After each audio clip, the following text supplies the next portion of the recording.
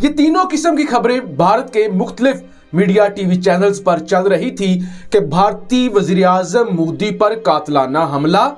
भारतीय वजीर-ए-आज़म पर कातिलाना हमला करने की कोशिश, भारतीय वजीर-ए-आज़म मोदी के काफिले पर अटैक, भारतीय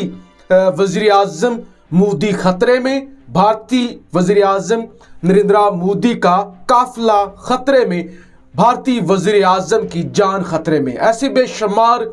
भारत के टीवी चैनल्स पर खबरें चलना शुरू हो गई। इस वक्त भारत से जो एक बड़ी खबर आ रही है और तशवीशनाक खबर है वो ये है कि इंडिया में पीएम मोदी के कॉन्वॉय को एक बड़ा सिक्योरिटी लैप्स का सामना करना पड़ा है। एक बड़ा सिक्योरिटी लैप्स हुआ है। प्राइम मिनिस्टर नरेंद्र मोदी जो कि बठिंडा पंजाब जा रहे थे और उस दौरान उनकी गाड़ी और उनका कॉन्वॉय कोई 20 मिनट्स तक, 20 मिनट से ज़्यादा वक्त तक पंजाब फ्लाईओवर पर स्टक रहा। वहाँ पर गाड़ियाँ खड़ी रहीं और सब लोग वहीं पर मौजूद थे। इसकी वजह ये बताई जा रही है कि अचानक से वहाँ पर एक प्रोटेस्ट शुरू हो गया। लोग आए और वहाँ पर उन्होंने प्रोटेस्ट करना शुरू कर दिया। ऐसी कोई साजिश की गई है, कोई अटैक किया गया है, या जो बताया जा रहा है भारतीय मीडिया पर कि भारतीय वज़ीर-ए-आज़म मोदी साहब का काफिला 20 मिनट तक रुका रहा, उन्हें सख्त खतरा था और उसके बाद वो वापस आ गए हैं। जिस मीटिंग में, जिस जलसे में, जिस रैली में उन्होंने जाना था वहां पर वो नहीं गए, उनको खतरा था, वो वापस आ गए हैं। और बताया जा रहा है कि ये जो प्रोटेस्ट करने वाले थे ये वही फार्मर्स में से ही कोई थे जो इन्होंने पहले भी बहुत अरसा प्रोटेस्ट किए रखा है और उनकी कुछ डिमांड्स थी कि उनको जो उनके लोग जो जाँ भाग हो गए हैं, जो नहीं रहे और जान से चले गए, उनके लिए जो है वो उनकी फैमिली के लिए कोई जॉब का बंदोबस्त किया जाए। इस तरह की जो उनकी डिमांड्स थी वो थी और इसके लिए वो वहाँ पर प्रोटेस्ट करने के लिए आए थे। और इस दौरान वो जो पूरा कॉन्वॉय था जिसमें पीएम मोदी मौजूद थे अपनी गाड़ी में, वो 20 मिनट से ज़्यादा वक्त तक के लिए वहाँ पे स्टक रहा। और इसकी मतलब पहले से इसका कोई खबर नहीं थी और इसके कोई ऐसा सोचा नहीं जा रहा था कैसा होगा। बड़ी मुश्किल से जान बचाकर बठिंडा के एयरपोर्ट पर पहुंचे हैं,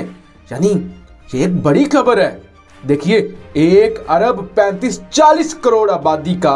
वजीर-ए-आज़म, 1 अरब 35-40 करोड़ का और एक बड़े मुल्क का वजीर-ए-आज़म अगर उस पर कोई हमला होता है या हमला करने की कोशिश करता है तो यकीनी तौर पे ये छोटी खबर नहीं है।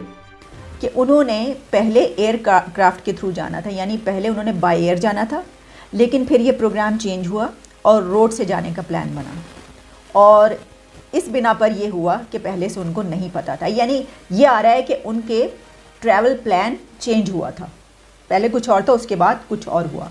लेकिन इसके बावजूद मैं ये समझती हूँ कि ये एक बहुत बड़ा सिक्योरिटी लैप्स है कि जब कोई कॉन्वॉय निकलता है, यानी पाकिस्तान और भारत की जब हम बात करते हैं तो जो सिक्योरिटी के मेजरमेंट्स होते हैं, जो पैरामीटर्स होते हैं, वो मेरा ख्याल है तकरीबन एक ही तरह के हैं कि जब कोई ऐसी हाई प्रोफाइल पर्सनालिटी निकलती है तो उसका जो कॉन्वॉय होता है, उसका जो रूट लगता है, तो फिर वो जब तक अपनी डेस्टिनेशन पर पहुंच नहीं जाता रूट, तब तक उस रूट पर कोई और आ नहीं सकता। अब मोदी साहब सिर्फ 30 किलोमीटर दूर है, सिर्फ 30 किलोमीटर दूर है जहां पर उन्होंने पहुंचना है। अचानक एक फ्लाईओवर पर गाड़ियां रुक जाती हैं, सामने एहतजाज हो रहा होता है, सामने कुछ लोग एहतजाज कर रहे होते हैं, यानी सिख एहतजाज कर रहे होते हैं और 20 मिनट तक, 15 से 20 मिनट तक या 25 मिनट तक मोदी साहब का वहां पे काफिला रुका रहता है। अब इतना बड़ा सिक्योरिटी लैप कि मुल्क का वजीर-ए-आज़म है, मुल्क का वजीर-ए-आज़म है, वो मूव कर रहा है। अब रास्ते तो साफ होने चाहिए, रास्ते तो साफ होने चाहिए ना। अगर मुल्क का वजीर-ए-आज़म है, इतने बड़े मुल्क का वजीर-ए-आज़म, और रास्ते आगे से बंद है, आगे एहतजाज हो रहा है, वही रूट है। अब ये असल मेन इशू था जिस वजह से मोदी साहब को वापस आना पड़ा। अब क्या सूरत हाल है मैं जरा आपके सामने बता दूं। After PM stucks on flyover, BJP says chief minister Channi ignored SOS। और जो होम मिनिस्टर हैं उन्होंने पंजाब से जो है वो इंक्वायरी मांग ली और उनसे उन्होंने पूछ लिया है कि ये क्यों हुआ है। लेकिन ये इतनी छोटी सी बात इसलिए नहीं है, क्यों नहीं है ये मैं आपसे डिस्कस करना चाहती हूँ कि देखिए, दुनिया के बड़े बड़े आप जब पर्सनालिटीज़ के कत्ल उठा के देखते हैं कि जिनको मारा गया, जिन पे हमला किया गया, वो कई एक ऐसे कत्ल हैं कि जो रोड पर हुए और इसी तरीके से हुए, यानी उन पर हमला किया गया। मसलन एक बड़ी ही नज़दीक की हमारी अपनी मिसाल, पाकिस्तान की मिसाल ले लीजिए। पाकिस्तान में मोहतरमा बेनज़ीर भुट्टो को 2007 में, अभी उनकी बरसी गुजरी है, वो जब अपना एक जलसा अटेंड करके निकल के जा रही थी तो उनकी गाड़ी में वो जब एक ऐसी जगह पर पहुंची जहां पर कुछ लोग जमा हो गए, एक मॉब कह लीजिए या एक गैदरिंग सी, कुछ लोग जमा हो गए और उन्होंने ऊंचे ऊंचे नारे लगाने शुरू कर दिए और उनकी गाड़ी पर हाथ मारने शुरू कर दिए। तो उन्होंने ये सोचा कि ये जो लोग हैं ये मुझे मतलब मेरे फैंस हैं, ये देखने के लिए आए हुए थे, मेरे फॉलोअर्स हैं और यहाँ के जो कारकुन हैं मेरी पार्टी के, तो ये मुझसे नारे लगा रहे हैं, तो मुझे ऊपर निकल के इनको हाथ हिलाकर इनका जवाब देना चाहिए। मतलब उन्होंने इतने ज़ोर ज़ोर से, वहाँ पर एक जगह पर एक ऐसे लोग जमा थे जिन्होंने इतने ज़ोर ज़ोर से नारे लगाए और उनकी गाड़ी को इतनी ज़ोर ज़ोर से उनसे बात करने की कोशिश की, उनकी गाड़ी को थपथपाया कि उनको बाहर निकलना पड़ा उनका जवाब देने के लिए। और उसी वक्त उनके गोली चली है और वो उनकी गर्दन में आकर लगी थी। एक तो ये, और दूसरा, और फिर ये बाद में जो सारा कुछ सामने आया कि वो जो था जिसने मारा था वो उन्हीं में मौजूद था वहीं पर, और ये सारा प्लान बनाया गया होगा कि लोग वहाँ पर जमा हो, ये सब कुछ करें। अच्छा, इसी तरीके से रोड पर होने वाला एक और कत्ल जो मैं आपको बता देती हूँ, दुनिया का एक बहुत बड़ा हाई प्रोफाइल जिसे कहते हैं, वो कत्ल माना जाता है जो कि जॉन एफ कैनेडी का था। जॉन एफ कैनेडी को भी वो एक इवेंट था जिसमें वो शरीक हो रहे थे और अपनी गाड़ी में थे और उनके साथ उनकी बेगम भी मौजूद थी और कई और लोग भी मौजूद थे और गाड़ी बहुत आहिस्ता चल रही थी, लेकिन इसके बावजूद वहाँ पर पहले से जो लोग मौजूद थे उन्होंने उनको गोली मार के जान से मार दिया, हलाक कर दिया।